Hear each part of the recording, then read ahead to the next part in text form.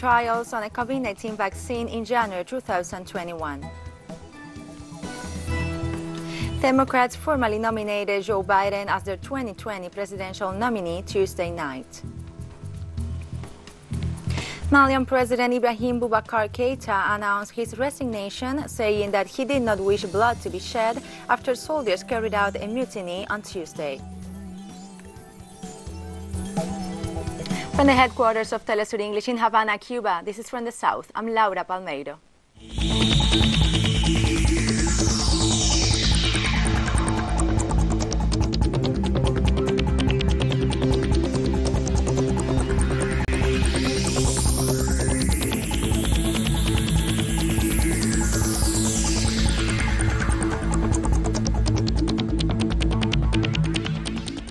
And Cuba is set to conclude trials on a COVID-19 vaccine in January 2021.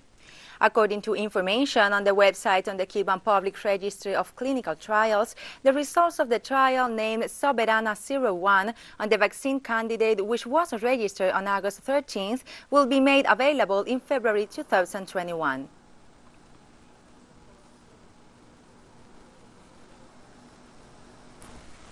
Cuban authorities have reported that studies are ongoing on 4 possible COVID-19 vaccine candidates, which are being developed by researchers at the Finlay Institute of Vaccines. President of the BioCuba Pharma Biotechnology and Pharmaceutical Industry Group, Eduardo Martinez Diaz, has noted the solid progress made in these studies, while also noting that finding a COVID-19 vaccine is a priority for the entire biotechnological industry of the country.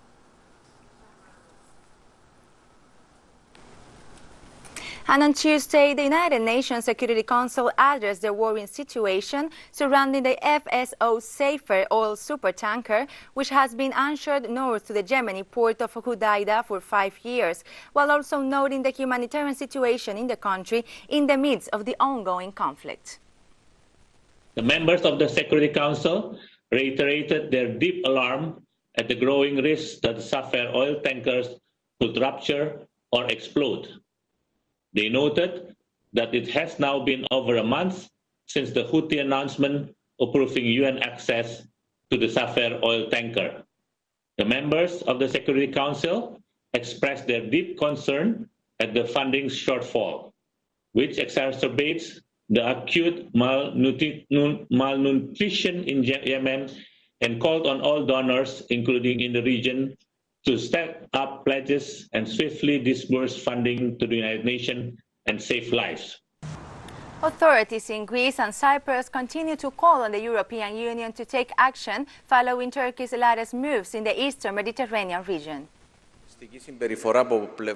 An anachronistic behavior on the part of Turkey that negatively affects the efforts and the real will of Greece and Cyprus for conditions of security and stability to prevail in the wider Eastern Mediterranean region. For a long time, Cyprus and Greece have pointed out that the appeasement of Mr. Erdogan will result in an unprecedented escalation of Turkey's delinquent behavior, and unfortunately, this is what we are experiencing today in different directions and at different levels.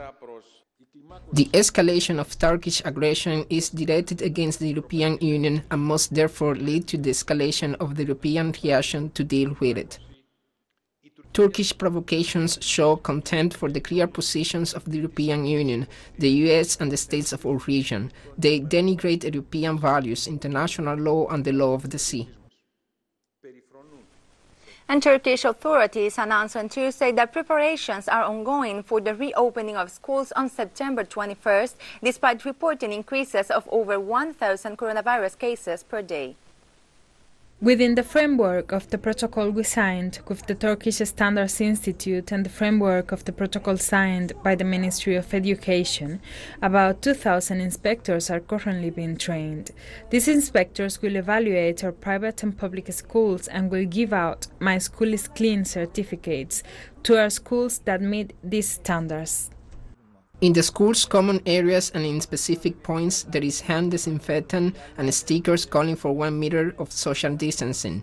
And our classrooms are widely spaced and were arranged so our students, so our children can sit while social distancing. We haven't seen any issue or anything. In this regard, we are very happy about our school.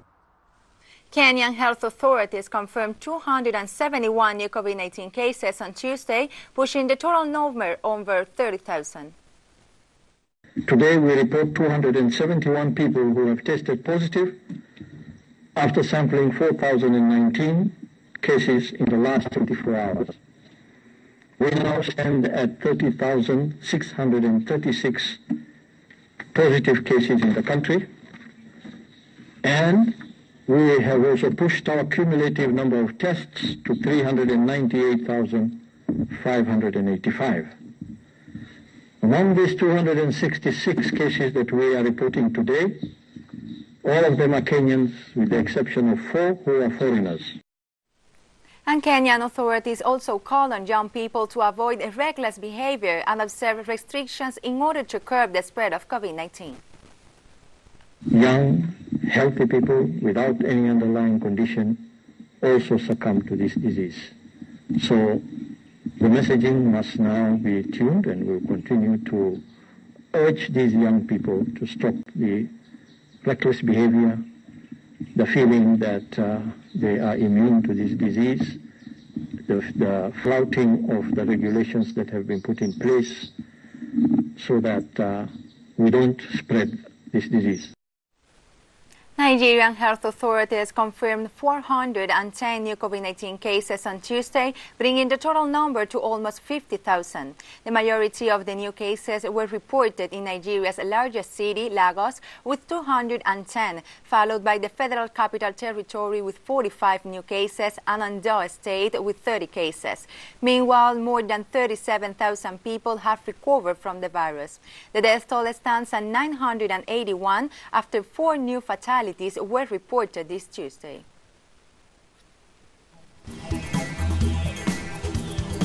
And we'll be right back after this short break, so don't go away. Welcome back to From the South. Democrats formally nominated Joe Biden as their 2020 presidential nominee Tuesday night. On-party officials and activists from across the nation gave the former vice president the overwhelming support during his party's all-virtual national convention. The moment marked a political high point for Biden, who had sought the presidency twice before and is now cemented as the embodiment of Democrats' desperate desire to defeat President Donald Trump this fall. Tuesday's speaking program underscored Biden's challenge as he seeks to inspire a new generation of voters. Venezuelan Foreign Minister Jorge Arreaza welcomed this Tuesday his Turkish counterpart Mevlut Cavusoglu during the arrival of medical supplies from Turkey. A couple of weeks ago, we received a flight with nearly 20 tons of health equipment supplies to face the COVID-19 in Venezuela, including ventilators, respirators with Turkish technology, rapid tests, the same plane that our friend Mevlut has brought, despite that this is an airplane that is not made to carry the load, some molecular PCR tests, so we are reviewing all of our agreements. Meanwhile, Turkish Foreign Minister Cavusoglu reiterated his commitment to continue to operate with Venezuela to address the COVID-19 pandemic. Our assistance to Venezuela and its fight against the COVID-19 pandemic. You don't have to thank Turkey for its help because we're brothers and we're assisting each other in difficult times. We're friends through thick and thin. Continue in Colombia, where former President Álvaro Uribe, who is under investigation for alleged witness tampering, resigned from his Senate seat on Tuesday. The Supreme Court placed Uribe under house arrest earlier this month on charges of bribery and procedural fraud, representing the first time ever a Colombian court has detained a former president. Senator Uribe sent a letter to the Senate President Arturo Char explaining the reason of his resignation. Meanwhile, the Colombian Senate is due to vote in a plenary session whether or not to accept the resignation. Meanwhile, Colombia lawmaker for the Alternative Democratic Pole Party, Iván Cepeda, noted that Uribe's resignation does not affect the ongoing investigations against him. Renuncia al Senado no implica bajo ninguna The fact that Uribe resigns from the Senate does not mean under any circumstances that the Supreme Court of Justice loses its mandate to advance in the investigations and to summon Uribe to a trial. Uribe, as a senator, used members of his legislative office in order to contact several prisoners in different prisons across the country, paramilitaries, so they could testify against me. Likewise, using his status as a senator, he started a campaign around a debate I initiated in the Senate and also another debate I participated in the House of Representatives. In this sense, the mandate to rule on these acts still lies in the hands of the Supreme Court of Justice. Brazil's indigenous Kayapo people have been blocking the main highway through the Amazon region since Monday to protest a lack of health care amidst the coronavirus pandemic, as well as the destruction of the rainforest. After blocking the road for over 24 hours, the indigenous activists on Tuesday allowed trucks that had been parked for miles to pass. However, they noted that they plan to continue blocking the highway until federal authorities respond to their demands and negotiate urgent issues that have been ignored by the Bolsonaro administration. They are calling for personal protective equipment and medical attention following the spread of the coronavirus in their communities, which has led to the deaths of several of their elders.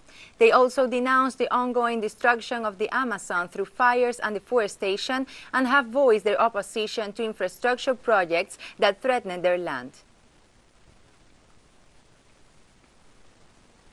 In Brazil, the coronavirus pandemic is causing an increase in the number of homeless people. Before the pandemic, local authorities counted more than 200,000 families waiting for adequate housing in Sao Paulo, a city of 12 million people.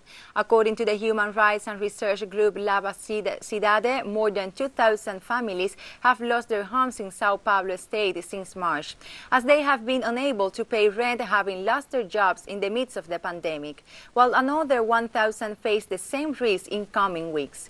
Meanwhile, according to city authorities, at least 28 homeless people have died and some 286 have been infected with COVID-19.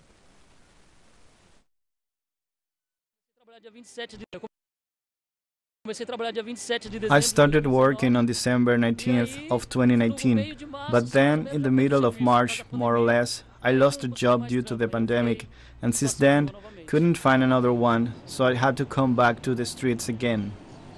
In Chile, Mapuche spiritual leader Celestino Córdoba has signed an agreement with the government and called an end to his 107-day hunger strike. Negotiations between the Ministry of Justice, the Mapuche Ancestral Authority, the Medical College, and the Office of the United Nations High Commissioner for Human Rights concluded with at least 8 agreements reached.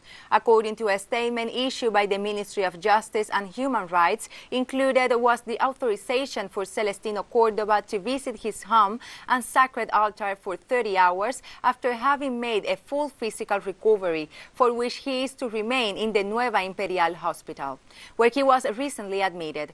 Once recovered, he and opted to held in the semi-open prison regime, which will see him serve his sentence in an education and work center. The same would be to apply to other Mapuche political prisoners if they agree to end their hunger strike.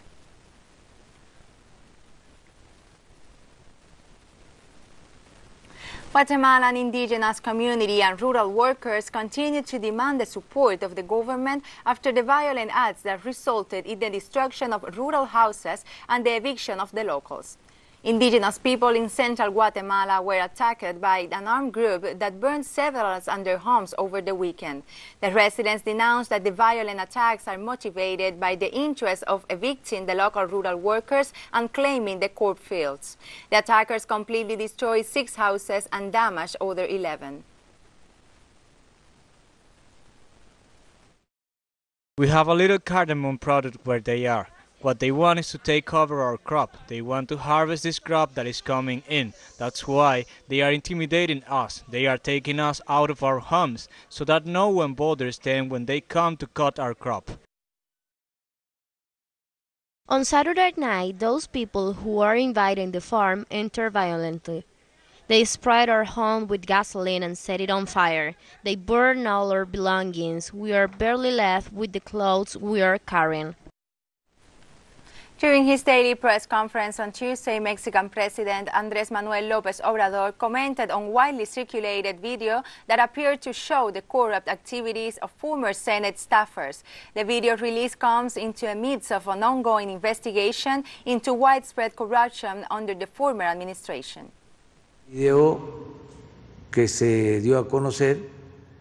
This video that was released is quite strong. It shows the filth of the regime of corruption that prevailed because all this money was used to buy wills, consciousness, votes.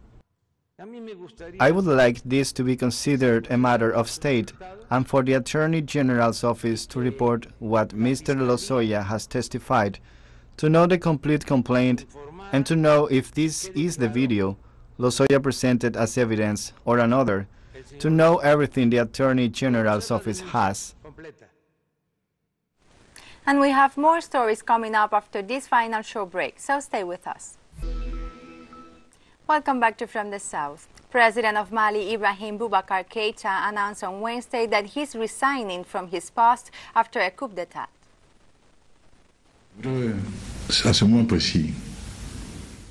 I would like at this precise moment, while thanking the Malian people for their accompaniment throughout these long years, for the warmth of their affection, to tell you my decision to resign from my functions, all my functions, from this moment on, and with all the legal consequences, the dissolution of the National Assembly and that of the government. May Allah help and bless Mali. Palestinian President Mahmoud Abbas held a meeting with representatives of Hamas and other Palestinian resistance movements on Tuesday to address the deal signed between Israel and the United Arab Emirates to normalize their ties. They tried to delude the world that the United Arab Emirates came to us with a great achievement, which is the rejection of annexation, as if the Palestinian issue is only a matter of annexation. We confirm once again that our position on this three-party agreement will apply to any country that understates this act, normalization from the Arab and Islamic countries.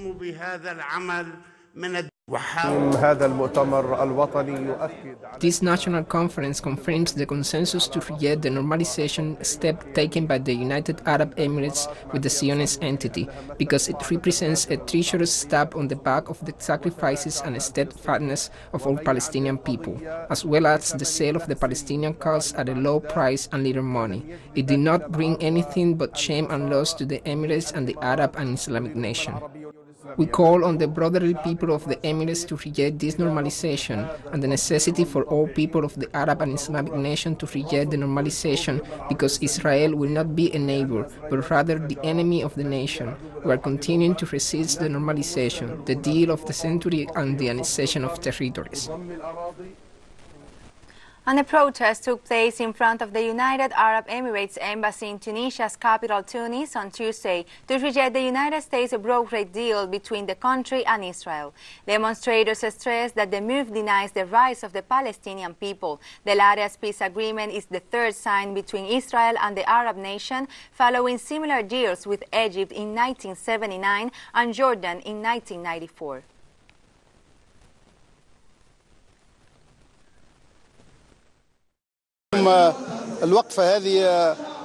This rally is to denounce what the United Arab Emirates has done, a step towards normalization with the Zionist entity which we consider shameful and which testifies to a denial of the rights of the Palestinian people through Israeli integration in the region and a renunciation of the choice of resistance.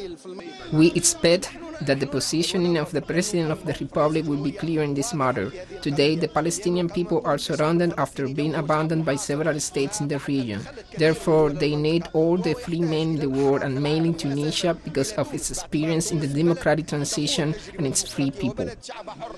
United Nations authorities have welcomed the verdict issued by the Special Tribunal for Lebanon regarding a 2005 attack that claimed the life of former Lebanese Prime Minister Rafik Hariri. The Secretary General expresses his deep appreciation for the dedication and hard work of the judges and staff involved in the case throughout the years. The Secretary General notes the independence and impartiality of the Special Tribunal and calls upon all to respect the decisions of the tribunal. The Secretary General also calls on the international community to continue to support the independent judicial proceedings that remain before the tribunal.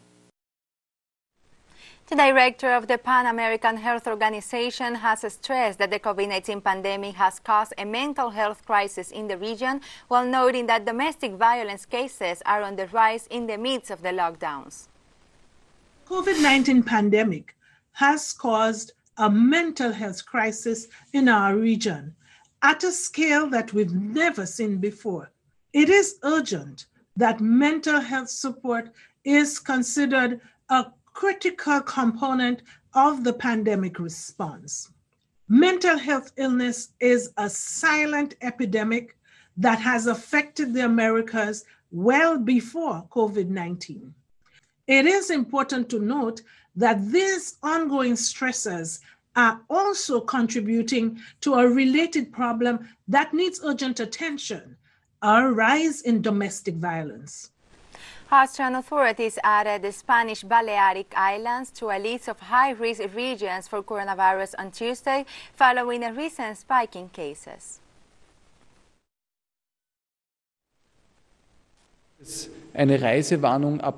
Concretely, there will be a travel warning for the Balearic Islands starting Monday. This means that all people who are currently on holiday, they can of course still continue their holiday.